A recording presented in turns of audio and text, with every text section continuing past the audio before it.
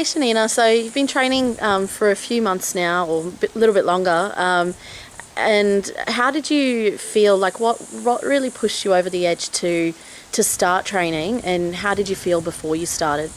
It pushed me was that I was eating chocolate all the time, Yeah. even in the morning, and I would say no to my son and tell him it was bad, but I would do it myself. So I started because I wanted him especially to see good food choices, and that exercise was just a part of his life, watching me do it and going for walks and things like that. Yeah, cool. And how did you feel before you started with your mindset, with your exercise, your nutrition, just overall your whole lifestyle? How did you feel? It was just, I guess, lack of motivation and accountability.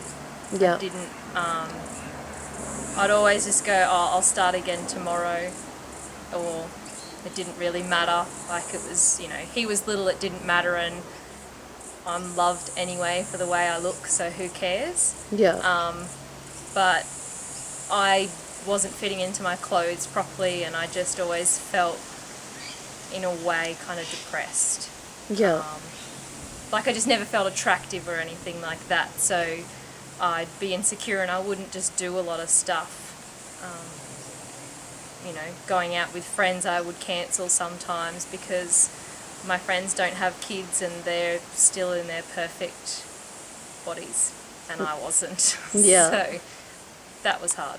Yeah, and the thing was as well, most people looking at you would probably go, oh, she doesn't have any weight to lose. Like, you're quite small as a person, but for you, you weren't where you used to be, fitness-wise, looks-wise, and so you weren't feeling good, were you? No, I wasn't. And that's the thing.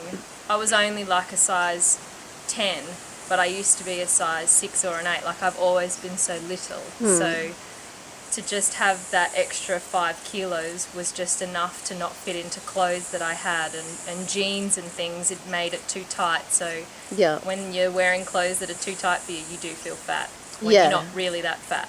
And it's more than just the weight anyway, isn't it?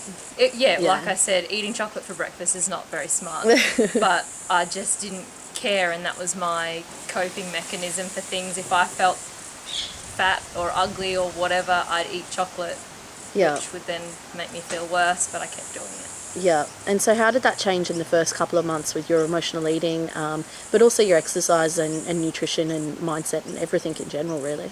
The biggest thing for me was doing the course, doing those activities. And it was one of the ones to figure out, like, why you do it. Yeah. And realizing that I do use chocolate as a coping mechanism, even as a reward, which it was all that stuff I just didn't want to put on my son and my future children, and realizing that my mum did that to us, and no offense to my mum or anything like that, but she was the same. She's never wears nice clothes, never always puts herself down and things like that, so it sort of carried on to me, and I just don't want to carry that on to my kids.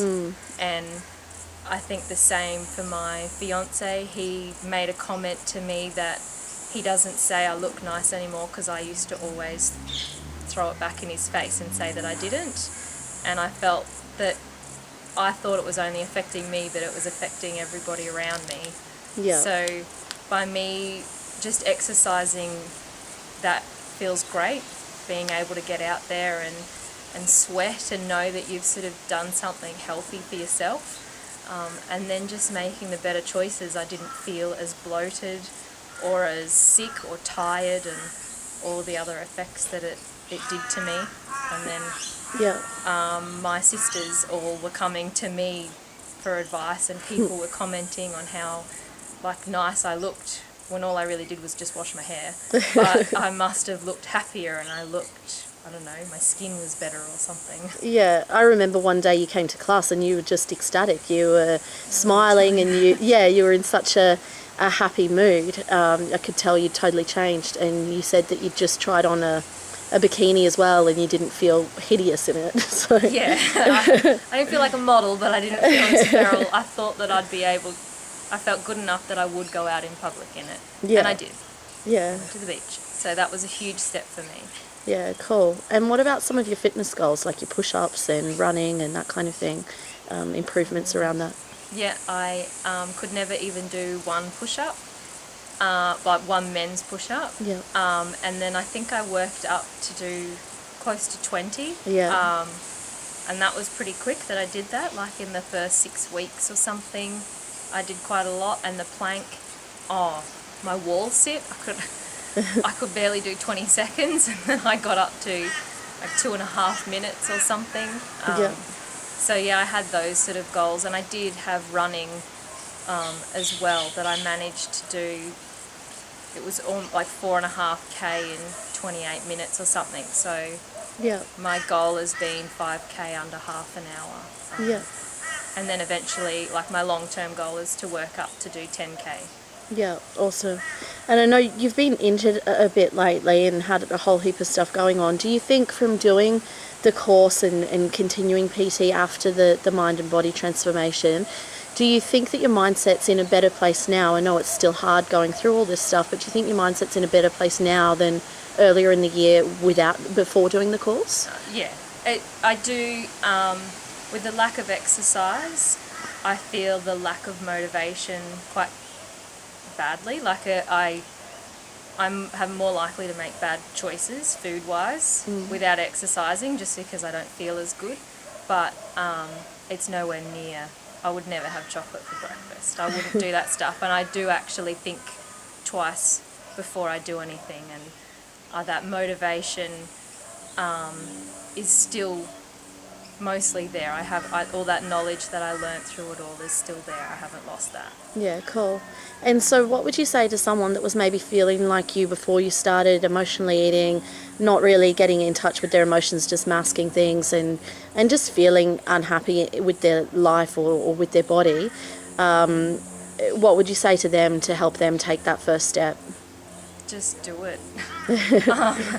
The best thing is to have someone else to help you through it. So whether it is like you as a trainer and as a coach, or whether it's the other women that do it with you that are going through the exact same thing as you, on the Facebook pages and things, listening to stuff that they're feeling the exact same way as you and they're struggling as well, it makes you want to help them, and you're helping yourself at the same time, and that accountability to someone.